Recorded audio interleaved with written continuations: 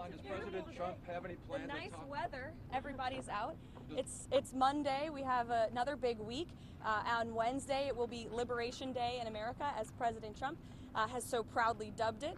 The cabinet will be here for the event. It'll be our first Rose Garden event of this administration. So you all will be invited to attend and cover this historic moment. The president will be announcing a tariff plan that will roll back the unfair trade practices that have been ripping off our country for decades. He's doing this in the best interest of the American worker.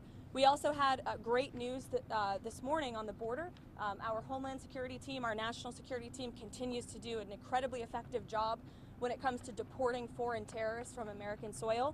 17 Tren de Aragua and MS-13 illegal criminal terrorists were deported from our country back to El Salvador, and they will no longer ever be able to say they can roam free in this country under this president. These were convicted felons, murderers, rapists who are no longer in our country, and I think we should all be very grateful for that. I'll take some questions. Is there anything these countries can do at this point to stave off these tariffs? And has the president decided on the scale and scope of these tariffs?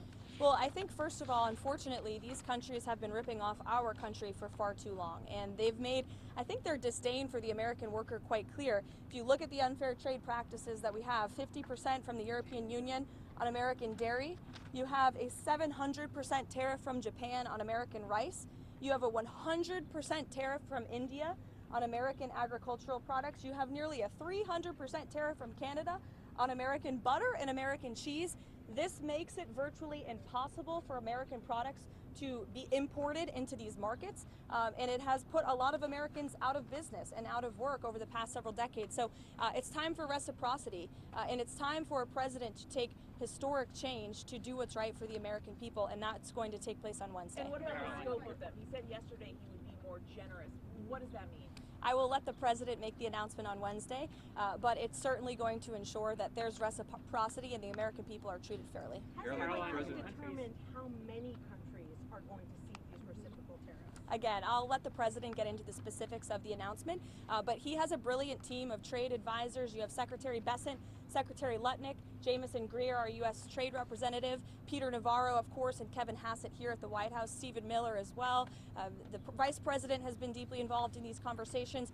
All of these individuals have presented plans to the president on how to get this done, and it's the president's decision to make, and we will not get ahead of him on the specifics of the announcement. And has the stock market sell-off caused the White House to rethink any of these plans? The president has always said that the stock market is a snapshot of a moment in time, and he's doing what's best for Main Street, and Wall Street will work out just fine in this administration, just like they did in their first term. As you said last week, Caroline, you said there would be an investigation or a review into how Jeffrey Goldberg's number got on that group chat. What's the status of that review, and what is the status of National Security Advisor Mike Waltz? As the president has made it very clear, Mike Waltz continues to be an important part of his national security team, and this case has been closed here at the White House as far as we are concerned. There have been steps made to ensure that something like that can obviously never happen again, and we're moving forward, and the president and Mike Waltz and his entire national security team have been working together very well. If you look at how much safer the United States of America is because of the leadership of this team. On the tariffs, are there going to be sector-by-sector announcements this week at the event that you're alluding to? Is it going to be focusing on sectors or more country-based tariffs? The goal of Wednesday are country-based tariffs, but certainly sectoral tariffs. The president has said he's committed to implementing them, and I'll leave it to him on when he makes that decision and that announcement. Caroline, Sure. Does President Trump still plan to talk to President Putin this week, and if so, when? I don't have a readout for you on that call, but as always, we'll provide a readout. Usually the president likes to let you guys know first, especially for big calls like that. Steve. Any exemptions for farmers being considered for these tariffs? No exemptions at this time. Caroline. The validation guide that DHS is using to determine who is an enemy alien, a Tren de Aragua member, and deportable under the Enemy Aliens Act, it has criteria here that require 8 points to be classified as a TDA member. You can get classified by simply having certain symbols in your tattoos and wearing certain streetwear brands. That alone is enough to get someone classified as TDA and sent to El Salvador. That's not true, actually, Andrew. According to this document, it is. No, according to the Department of Homeland Security and the agents, have you talked to the agents who have been putting their lives on the line to detain these foreign terrorists who have been terrorizing our communities? TDA is a vicious gang that has taken the lives of American women. And our agents on the front lines take deporting these people with the utmost seriousness, and there is a litany of criteria that they use to ensure that these individuals qualify as foreign terrorists and to ensure that they qualify for deportation.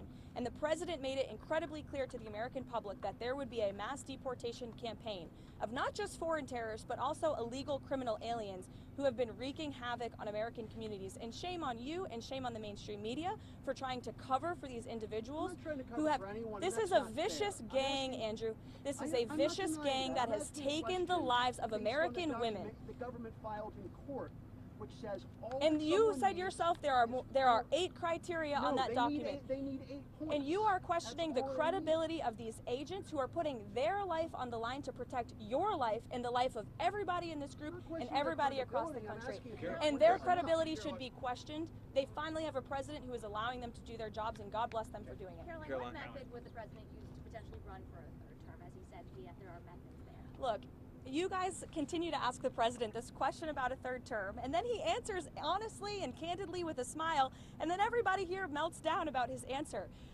The president talked about this last night on the plane. He said, it's not really something we're thinking about. He has 4 years. There's a lot of work to do. We've done a lot in these nearly first 100 days, and the American people love what this president is doing, particularly when it comes to efforts to secure the border. How confident is President Trump in that he can get a peace deal done in Ukraine? How confident is President Trump that he can get a peace deal done in Ukraine? Well, look, the president is working incredibly hard to get a peace deal done between Russia and Ukraine, and he has expressed his displeasure with comments that have been made by leaders of both sides of this conflict. He has expressed what he believes needs to take place in order to see this conflict come to an end. He continues to work very hard on it, and our teams continue to be engaged. Karoline, can countries that don't have tariffs on the US but may have other forms of non-tariff trade barriers, I'm thinking in my case of Australia, can they expect to be hit on in Wednesday's announcement, or can they expect to be left out and dealt with another time? Again, I'll let the president make the announcement on Wednesday, but I think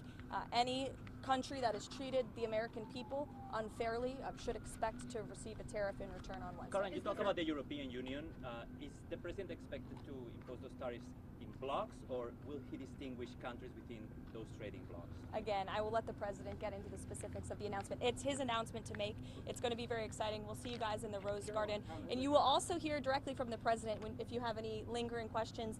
5:30 this afternoon, or evening rather, although it's really afternoon for us. That's about midday for this president because he works all night. But he'll be signing an executive order. It will be the in-house pool in the Oval Office, and we'll see you all there. Thanks, guys.